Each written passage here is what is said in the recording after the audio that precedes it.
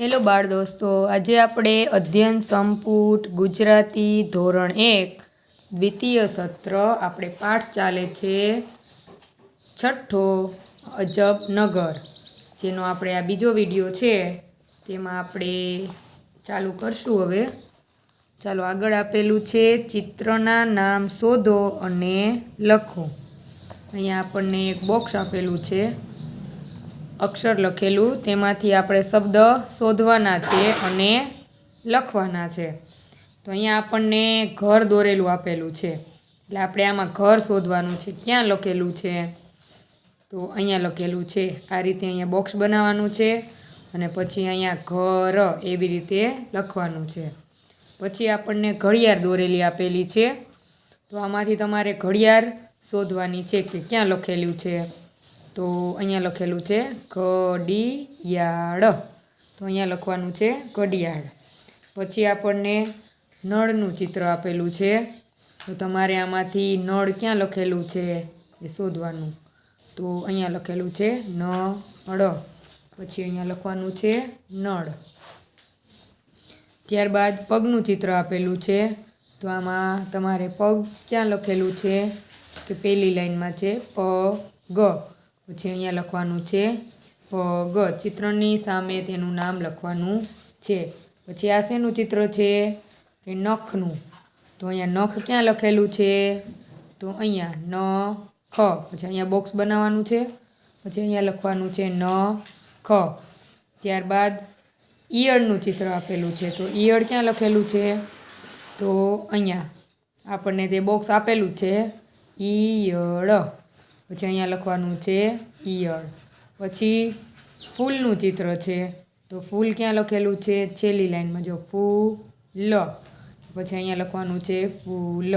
પછીનું ચિત્ર છે ઘુવડનું ચિત્ર છે, તો ઘુવડ ક્યાં લખેલું છે? તો અહીંયા છે જો ઘુવડ, પછી અહીંયા લખવાનું છે ઘુવડ. આ રીતે ચિત્ર જોઈને એ નામ બોક્સમાં શોધવાનું છે, પછી એમાં બોક્સ કરવાનું છે અને અહીંયા લખવાનું છે. ચાલો આગળ જોશું.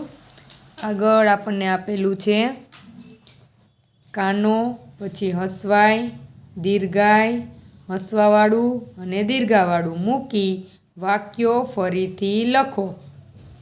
તો આપણને વાક્ય આપ્યું છે, ન દ જ આપેલો હતો, એટલે શું થશે? નદી, એટલે દીર્ઘાય લાગી. માં હોડી ચાલે છે. પછી આપ્યું છે નદી પર, પલ આપેલું હતું પણ અહીંયા શું આવશે? હસવાવાળું, એટલે પુલ બને છે. પછી આગળનું વાક્ય વાડમાં ગુલાબનું ફળ આપેલું છે, એટલે આપણે અહીંયા શું લખશું? દીર્ઘાવાળું, એટલે ફૂલ છે. વાડમાં ગુલાબનું ફૂલ છે. પછી ઘવડ આપેલું છે, તો શું લાગશે? હસવાવાળું, એટલે ઘુવડ રાતે ઉડે છે. પછી આપણને ઘડિયાળ આપ્યું છે, ઘડિયાળ હોય શું? ઘડિયાળ હોય એટલે શું લાગશે? હસવાય લાગશે. ઘડિયાળમાં 6 વાગેલા છે. પછી આગળ મારા દદ ન હોય, શું હોય? દાદા, તો દાદામાં શું લખવું પડશે? કાના, બેયમાં કાના લાગશે, દાદા. પછી જગે, તો જાગે, એટલે અહીંયા કાનો લાગશે, જાગે છે. મારા દાદા જાગે છે. પછી આગળ પણ ન હોય, હું, એટલે શું લાગશે? હસવાવાળું. પણ હું 7 વાગે જ જાગું છું. અહીંયા હસવાવાળું આવશે અને અહીંયા હસવાવાળું આવશે. હું 7 વાગે જાગું છું.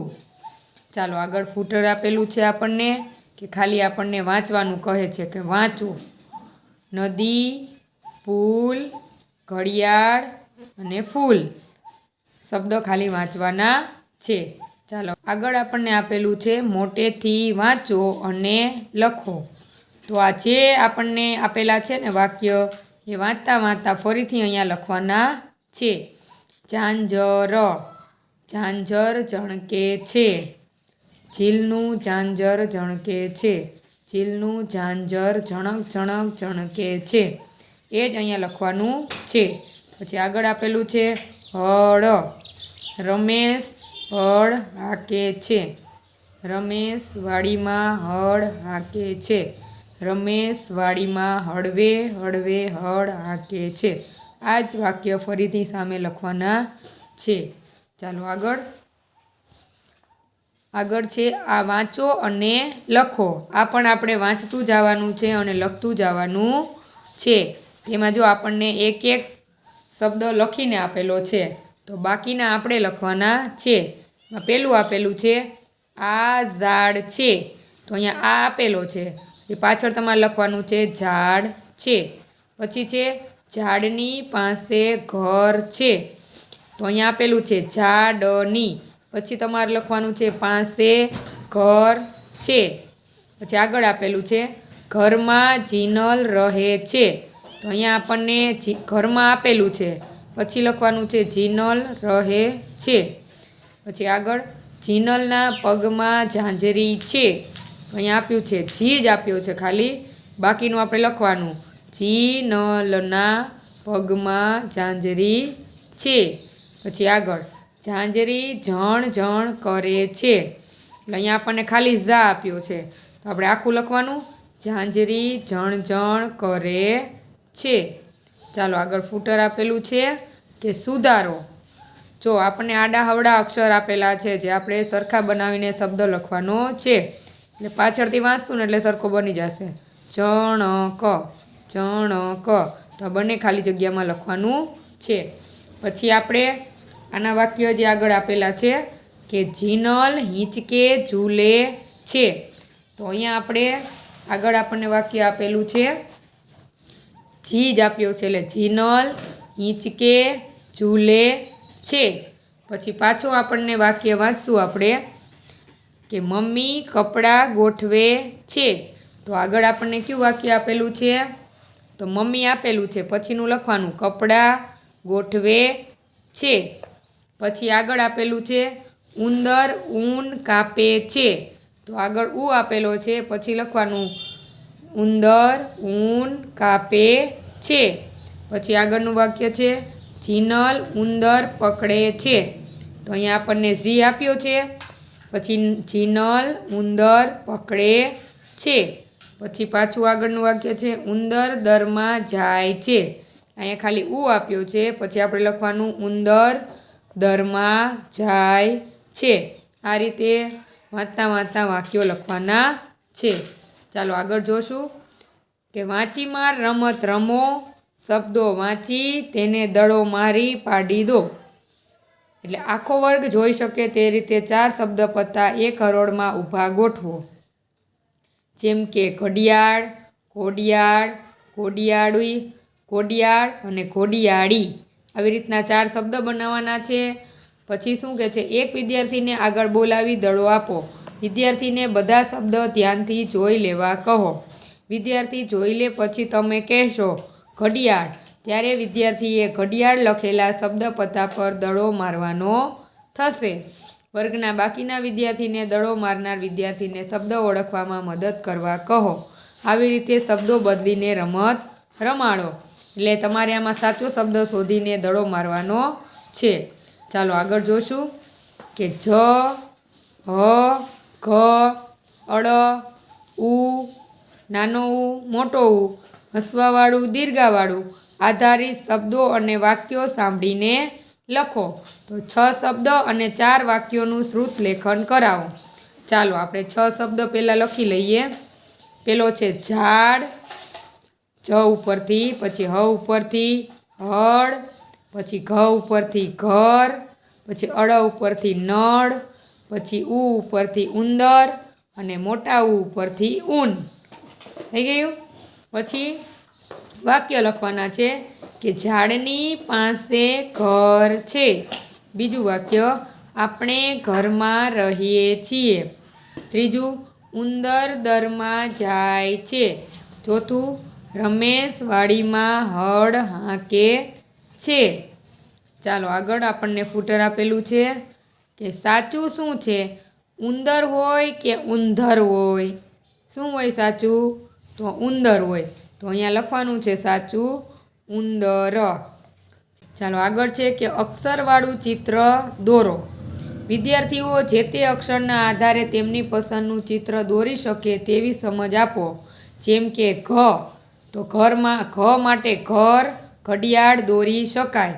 એટલે અહીંયા આપણને ઘ આપ્યો છે, તો અહીંયા તમે ઘર દોરી શકો, ઘડિયાળ દોરી શકો. ટૂંકમાં તે નામ ઘથી ચાલુ થતું હોવું જોઈએ એવું ચિત્ર દોરવાનું છે.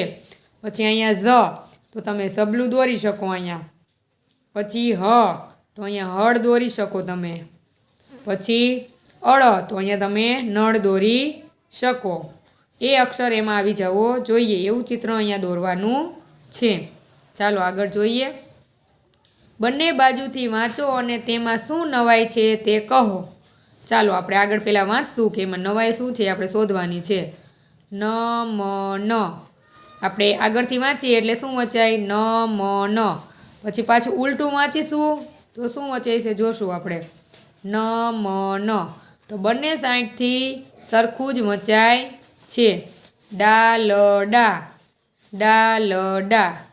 ન ય ન, ન ય ન. જી જા જી, જી જા જી. કાળ કા, કાળ કા. Rubber, rubber. તરત, તરત. પછી કડક, કડક. કનક, કનક. કલાક, કલાક. એટલે દરેક શબ્દ એવા છે જે આગળથી વાંચીએ તો એક જ સરખો એનો અર્થ નીકળે છે અને પાછળથી વાંચીએ તો એ જ નીકળે છે. બંને સાઈડથી શબ્દ વાંચી શકાય છે. ચાલો હવે આગળ જોશું. આગળ આપેલું છે ફરી યાદ કરીએ. કયો અક્ષર લખવો સહેલો છે? જ, હ, ક, અળ, નાનો ઉ, મોટો ઉ. અને કેમ સહેલો છે? બીજું છે વાંચીમાં રમતી વખતે શાની મજા પડી? કઈ પ્રવૃત્તિ વારે વારે કરવી ગમે? કઈ પ્રવૃત્તિમાં તમને કંટાળો આવેલો? ગપ્પાની ગાડીમાં કયા ડબ્બાની લીટી યાદ રહી ગઈ?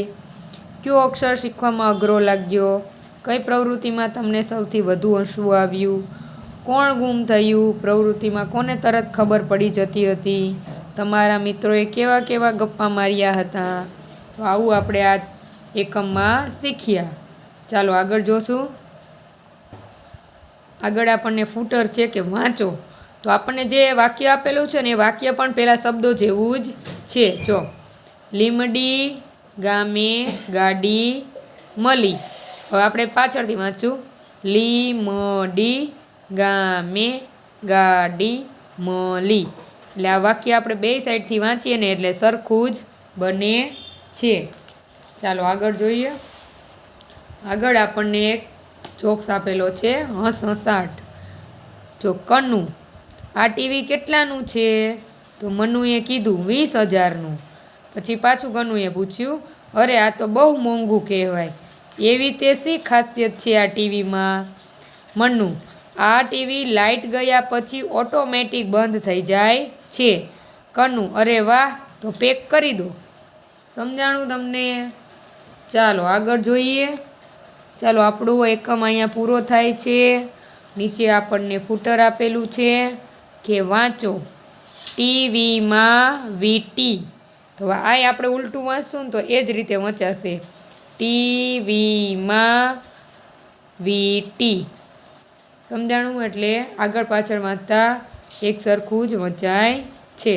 ચાલો આપણો એકમ અહીંયા પૂરો થાય છે.